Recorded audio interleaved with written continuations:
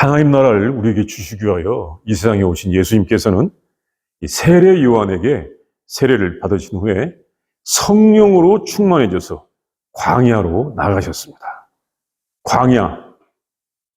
광야에서는 무엇을 하겠습니까? 대개 묵상을 합니다. 기도를 합니다. 이 사막, 광야는 이 문명의 세계라고 하기보다는 그냥 원시세계, 원초적인 세상과 같습니다. 이 광야 사막에 가면 아주 햇빛이 강하고 모래, 돌만 가득한 곳입니다. 그런데 그 모습을 보면 사람은 그냥 그 모습에 압도되어 버립니다. 이 사막에 갔을 때 그 강한 햇빛, 또 이 모래를 보면 사람이 압도되어 버립니다. 기도밖에 할 수가 없는 곳입니다.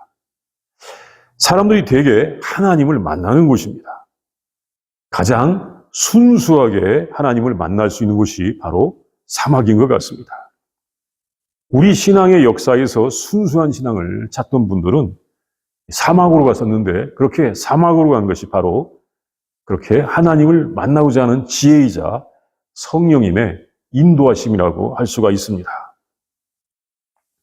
하나님의 영 성령님께서 예수님을 유대 광야, 사막과 같죠. 이 유대 광야로 인도하셨는데 40일을 그 광야에서 금식하면서 지내셨습니다.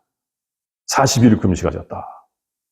예전에도 40일을 금식하면서 하나님을 만난 사람들이 있었습니다. 모세가 시내산에서 십계명을 받을 때에도 40일을 금식하면서 이 시내산 정상에서 지냈고, 또 엘리야 선지자라고 하는 아주 유명한 선지자도 하나님의 산 호렙산에 가기 위해서 40일을 금식하며 간 적도 있습니다. 우리가 이것을 열왕기상 19장에서 볼 수가 있습니다. 이렇게 이 40일, 또 40년도 있지만 광야에서의 40년. 이 40일 하면 이 40이라고 하는 숫자는 하나님을 만나는 기간과 상당히 관련이 되어 있습니다. 예수님께서는 이 광야에서 기도를 하셨을 것입니다. 왜? 광야에 가면 할 게 기도밖에 없어요. 묵상하고 기도하는 것밖에 없습니다. 예수님께서 하나님 말씀을 묵상하셨을 것입니다. 그간에 예수님께서 회당에서 읽으셨던 말씀, 또 예수님께서 또 배우셨던 말씀, 어렸을 때 부모님에게 배우셨던 하나님 말씀, 이런 것들을 묵상하면서 기도하셨을 것입니다. 특히 광야에서 하나님과 깊은 교제를 하였을 것입니다. 하나님 아버지와 깊은 교제를 하시면서 하나님의 나라, 아버지의 나라를 보셨을 것입니다. 깊이 교제하다 보면 그 하나님 나라, 아버지 나라가 보일 수가 있는 것입니다. 그렇게 그것을 보셨을 것입니다. 예수님께서 하나님의 아들로 태어나서, 하나님의 아들로 태어나셔서 그의 그 심령, 깊은 심령 속에 있었던 하나님의 나라를 예수님의 인격으로 끌어내시면서, 심령 깊은 곳에 있었던 하나님 나라를 예수님의 인격으로 끌어내시면서 온전히 하나님의 뜻을 자신의 뜻으로 받아들이시게 되었을 것입니다. 이제 예수님께서는 인간적인 모든 정욕은 부인하고 하나님과 하나가 되어서 하나님 나라를 전하시기 위한 모든 준비를 마치시게 되었을 것입니다. 이렇게 40일 동안 광야에서 기도, 묵상한 동안에 정말 하나님께서 자기의 심령 깊은 곳에 두셨던 하나님 나라를 보게 되면서, 또 하나님과 하나가 되면서 하나님 나라를 전할 준비를 다 마치게 되었던 것입니다. 그때 예수님에게 한 손님이 찾아왔습니다. 한 손님이 찾아왔어요. 그 손님은 마귀였습니다. 마귀.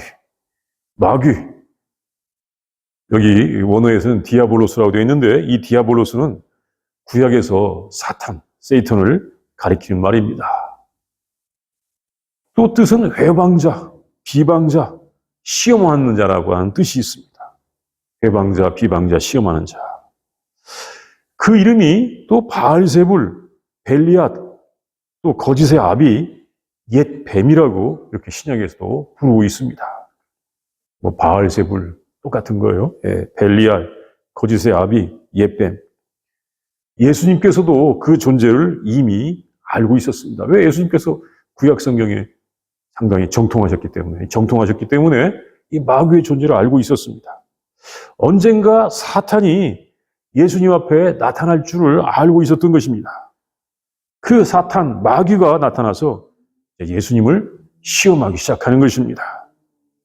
이제 하나님과 하나가 되신 예수님께서는 그 마귀를 다룬 일만 남아 있습니다.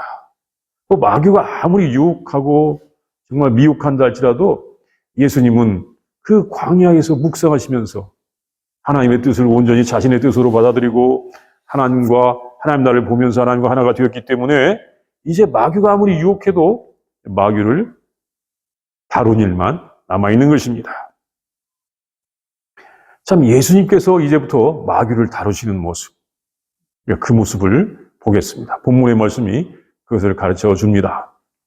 첫째, 마귀는 예수님에게 이 재물과 관련하여서 미혹을 하였지만 예수님께서는 재물보다도 더 중요한 것이 있는 것을 알려주셨습니다. 먼저 마귀는 광야에서 40일을 금식하신 예수님에게 당신이 만일 하나님의 아들이거든 거기에 광야에 돌들이 많이 있거든요. 이 돌들에게 명하여서 떡이 되게 하라고 말하였습니다. 참 배고프니까 떡 먹어야 될 거 아니야. 얼마나 친절한 권유인 것처럼 보이지 않습니까? 얼마나 배고프신가. 다른 사람은 못해도 당신은 전능하신 하나님의 아들이니 그것을 할 능력이 있지 않은가. 우선 먹어야 사는 것이 아닌가. 이렇게 유혹을 한 것입니다. 어떻게 보면 유혹이 아니라 친절한 권유 같기도 합니다. 그때 예수님께서는 마귀가 시키는 대로 하지 않고 기록된 바 사람이 떡으로만 살 것이 아니라 하였느니라 이렇게 말씀하셨습니다. 성경에 기록된 바 사람이 떡으로만 살 것이 아니라 하였느니라 이렇게 말씀하신 것입니다. 그리고 돌로 떡을 만들어서 드시지 않았습니다. 마귀의 유혹을 뿌리친 것입니다. 여기서 우리는 더 생각할 수도 있습니다. 아니 배고픈데 떡을 만들어 먹는 것이 무슨 잘못인가? 마귀가 안 시켰어도 예수님께서 그 떡을 만들어 먹을 수도 있지 않겠는가? 이것이 마귀의 유혹이니까 무조건 배척했어야 되는 것인가? 구원의 사역에 있어서 떡은 얼마나 중요한가? 정말로 돈이 얼마나 중요한가? 우리가 이 선교를 하려고 할지라도 돈이 필요하고 봉사를 하려고 할지라도 돈이 우선이 아닌가? 사실 수많은 사람들이 먹으려고 사는 것 같습니다. 또 많은 사람들이 굶주리고 있는데 사람들이 정말 이 굶주림 때문에 자기 나라를 버리고 막 뭐라고 할까요? 보트 피플이 돼서라도 이 땅에 오려고 하지 않습니까? 정말 많은 사람들이 굶주리고 있는데 그들에게 먹을 것을 주면 얼마나 좋아하겠는가. 언제나 경제 성장은 사회의 중요한 그 목표가 되었습니다. 경제 성장. 사회의 중요한 목표가 되었습니다. 우리가 지금부터 1000년 전과 비교해서 이 GDP가 몇백 배 많아졌지 않겠습니까? 1000년 전의 GDP하고 지금의 GDP가 얼마나 차이가 나겠어요? 그렇게 많아졌을지라도 항상 경제는 성장해야 되는 거 아닌가 이렇게 생각하기도 하는 것입니다. 배고픈데 먹는 것이 참 중요한 것입니다. 일단 먹고 사는 문제부터 해결해 보자고 이렇게 말합니다. 그런데 사람들 일단 재물에 정신이 팔리기 시작하면 그 욕망이 끝이 없습니다. 왜냐하면 탐욕이 우리를 지배하기 때문입니다. 그 다음부터 돈이 되는 것이라면 무엇이든지 그냥 괜찮다고 생각하는 것입니다. 불량식품을 만들기도 합니다. 또 사기, 보이스피싱, 주가 조작 등 많은 범죄들이 있습니다. 사람들이 이렇게 먼저 빵 문제부터 해결해 보자고 하는 중에 수단과 방법을 가리지 않는 일 때문에 얼마나 많은 불의, 죄악, 부작용이 있습니까? 이 경제 성장의 뒷전에서 수많은 부작용들이 생겨났습니다. 청소년 문제, 계층 간의 갈등, 부정부패, 환경의 오염, 파괴 이런 것들이 이 경제 성장의 이 뒤에서 생겨난 것입니다. 예수님께서는 돌로 빵, 떡, 밥 무엇이든지 만들어 먹을 수가 있는 분입니다. 만들 수가 있습니다. 예수님은 초자연적인 하나님의 능력을 가지고 있습니다. 그런데 예수님은 그 능력을 물질 문제 해결에 먼저 쓰는 것이 아니라 먼저 하나님의 나라와 하나님의 의를 전하시는데 사용하시려고 합니다. 예수님께서는 빵 문제보다도 먼저 하나님의 말씀이 더 중요하신 것을 가르쳐 주신 것입니다. 하나님의 말씀이 전파가 된다면, 하나님의 말씀을 사람들이 먼저 받아들인다면 그 다음에 재물은 따라오게 되는 것입니다. 예수님께서는 제자들에게 너희는 무엇을 먹을까, 무엇을 마실까 염려하지 말라. 먼저 하나님의 나라와 하나님께서 옳게 여기시는 것, 하나님의 의를 구하라고 말씀하셨습니다. 그러면 무엇을 먹을까, 무엇을 입을까, 무엇을 마실까, 이 모든 문제가 다 해결된다고 하셨던 것입니다. 둘째, 예수님께서는 세상의 권세를 잡는 것보다 하나님을 섬기는 하나님의 종이 되는 것이 더 중요하다고 하셨습니다. 이 첫 번째 유혹에서 실패한 마귀는 예수님을 높은 산에 데리고 가서 순식간에 천하만국을 보여주었습니다. 마귀도 상당한 능력이 있어요. 순식간에 천하만국을 쫙 보여준 것입니다. 그리고 얼마나 아름다운가, 이것을 가지고 싶지 않는가, 이것을 지배해보고 싶지 않은가, 이 모든 권위와 그 영광은 내가 너에게 주리라. 아주 자기 것처럼 그렇게 말하는 거예요. 내가 너에게 주리라. 이것은 내게 넘겨준 것이므로 내가 원하는 자에게 주노라. 그러므로 네가 만일 나에게 절하면 다 내 것이 되리라고 말하였습니다. 내가 이 세상의 주인인데 이걸 너에게 다 주겠다. 마귀의 말이었던 것입니다. 그때 예수님께서는 마귀가 하라는 대로 하지 않고, 마귀가 자기한테 절하라고 했거든요. 이 절한다는 말은 경배한다는 말, 예배한다는 말도 되거든요. 마귀가 하라는 대로 하지 않고 주 너희 하나님께 경배하고 다만 그를 섬기라 하였느니라고 말씀하셨습니다. 마귀의 제안을 거절하신 것입니다. 하나님께 경배하고 하나님을 섬기라. 이때 예수님께서는 신명기 6장 13절의 말씀을 인용하셨습니다. 마귀가 이때 말한 것은 권력의 욕심이었습니다. 나에게 절하라. 나를 섬겨라. 그럼 내가 이것을 다 줄 것이다. 그리고 당신이 즐겨라. 나에게 절하고 권력을 잡아라. 나를 예배하고 권력을 잡아라. 나를 따르고 권력을 잡아라. 나를 경배하라. 나의 편이 되어라. 참 세상에 이 권력을 노리는 사람이 참 많습니다. 선거 때 보면 많은 후보들이 등장합니다. 사실 권력 자체는 나쁜 것이 아니라고도 할 수가 있습니다. 권력으로 무엇을 하는지가, 무엇을 하려고 하는지가 중요한 것입니다. 권력으로 무엇을 하는지가 중요한 것입니다. 권력으로 하나님을 섬기고 하나님의 백성을 섬기겠다고 하면 권력은 좋은 것입니다. 하나님께서는 하나님의 일을 위해서 때로 그의 종들에게 권세, 권력을 주시기도 하셨습니다.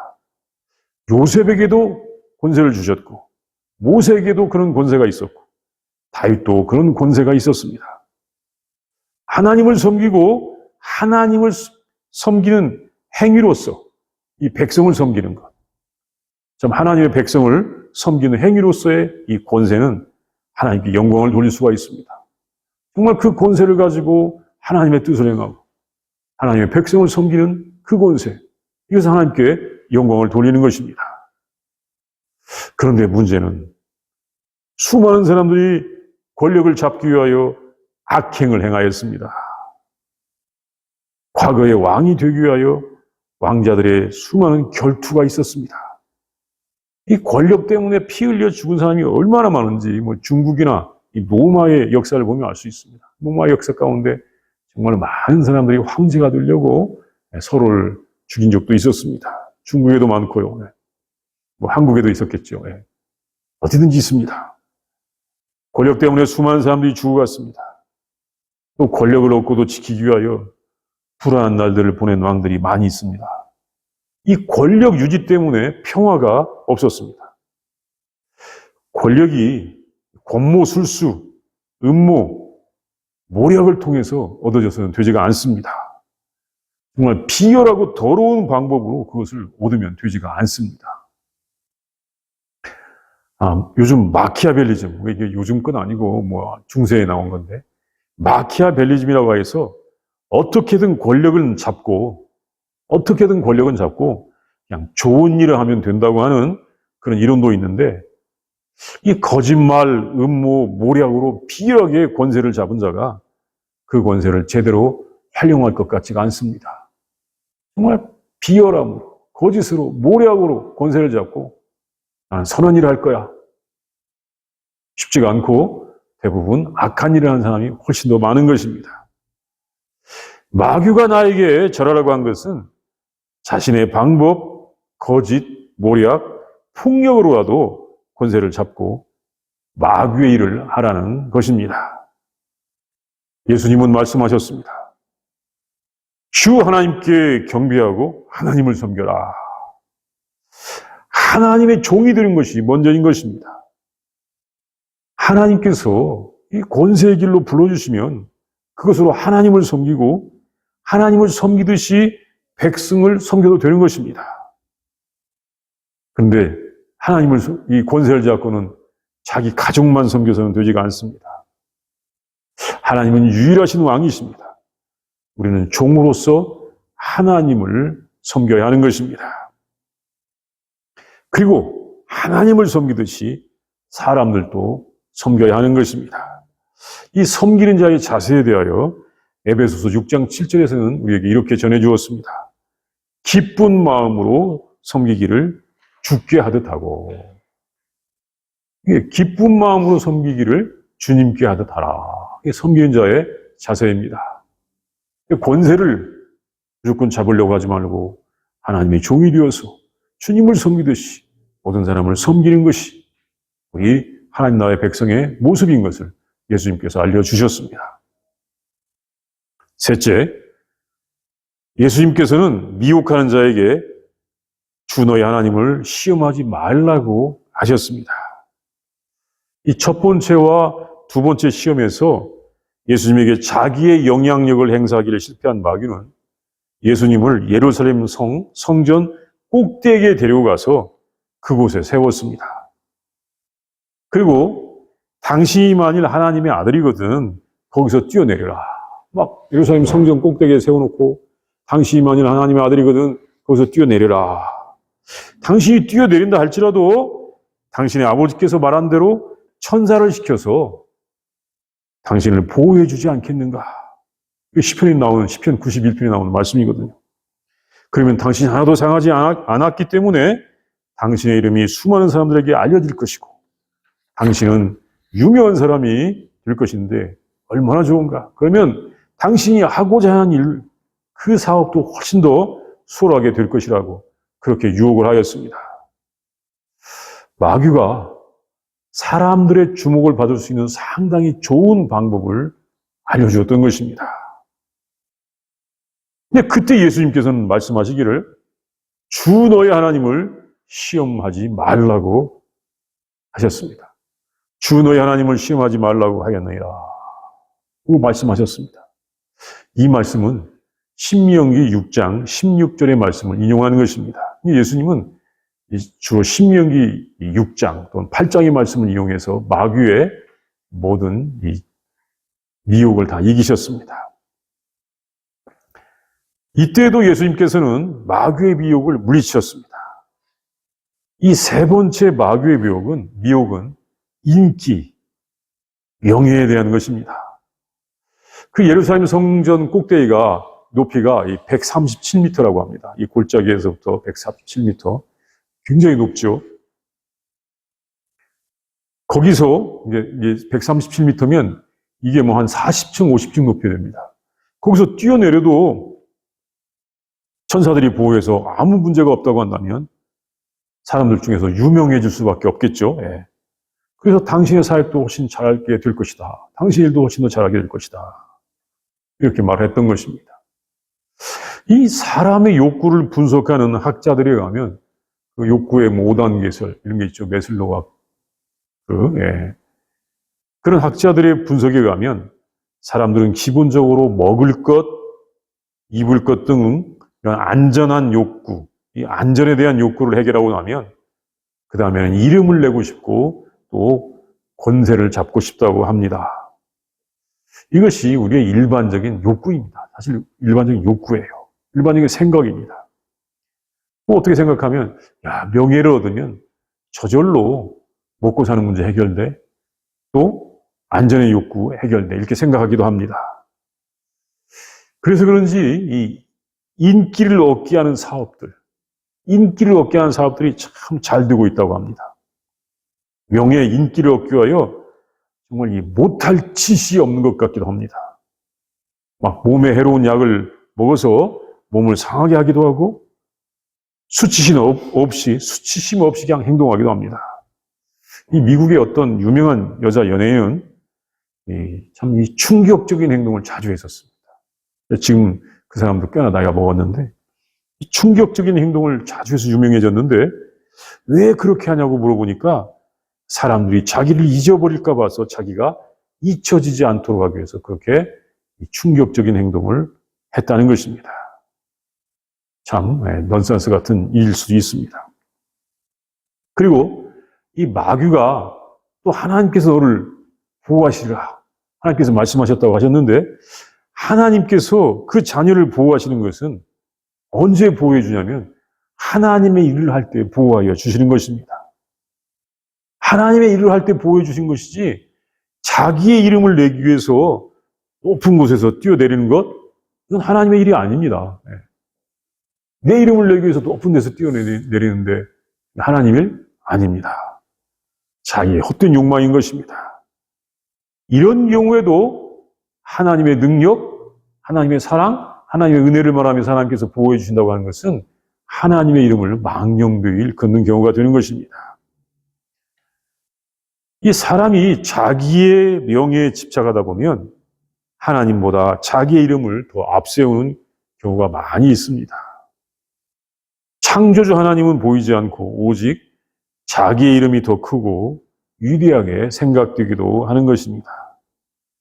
이것을 이스라엘의 역사 가운데 사울왕에게서 볼 수가 있습니다. 그런 사울왕은 자기가 잘못했음에도 불구하고 그 명예를 지킨답시고 회개를 못하였습니다. 자기의 체면을 더 중시하였던 것입니다. 그러다가 버림받고 징계를 받았습니다. 인기, 이름, 명성이 중요한 것이 아닙니다. 중요한 것은 하나님과의 진정한 관계인 것입니다. 우리는 하나님을 시험할 수 없습니다. 하나님께는 오직 영광과 찬양을 드려야 하는 것입니다. 겸손하게 행하면서 하나님 이름을 높여야 하는 것입니다. 그러면 하나님께서 높여주실 수도 있습니다. 우리가 겸손하게 행하면 하나님께서 높여주신다.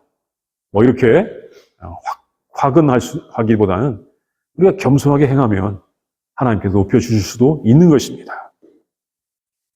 예수님께서는 이 시험에서 승리하셨습니다. 그리고 하나님을 시험하지 않는 것이 하나님의 자녀들의 태도라고 알려주셨습니다. 예수님께서 광야에서 하나님 나라의 전파를 위한 준비를 마치셨을 때 마귀는 찾아와서 예수님을 미혹하였습니다. 예수님에게 자기의 영향력을 행사하고 싶었던 것입니다. 그러나 예수님께서는 마귀를 물리치는 사역을 그때부터 시작하신 것이었습니다. 이 시험을 이긴 일은 하나님의 나라의 일을 보여주신 일이 되었습니다. 예수님께서 하나님 나라는 이렇다라고 하는 것을 하나님 나라의 백성의 태도는 이것이라고 하는 것을 보여주신 일이 되었던 것입니다. 하나님의 나라는 재물보다는 하나님의 말씀에 있으면서 또 권세를 얻고 부리는 것이 아니라 섬기는 종이 되는 것이고, 또 자기의 명예보다 하나님의 이름, 예수님의 이름을 높이는 것이라는 것을 알려주었습니다. 마귀는 예수님을 광야에서 미혹하였는데, 이 기회에 예수님은 우리에게 하나님의 나라의 모습을 알려주셨던 것입니다. 우리 이 시간 다 함께 기도합니다. 우리 먼저 묵상하는데 본문의 말씀을 묵상합니다. 본문의 말씀은 상상합니다. 우리 예수님께서 광야에 가셔서 기도하시고 묵상하시면서 성령의 이끌림을 받고 계시는데, 이제 준비가 다 되었을 때 마귀가 예수님을 방해하기 위해서 왔습니다. 그러면 세 가지로 예수님을 미혹합니다. 그러나 예수님은 하나님과 하나가 되셔 있었기 때문에 마귀의 그 미혹을 다 능히 이기시고 우리에게 하나님 나라의 모습을 보여주실 수가 있었습니다. 우리가 이 모습을 상상하면서 우리 이 본문의 말씀을 묵상하도록 하겠습니다.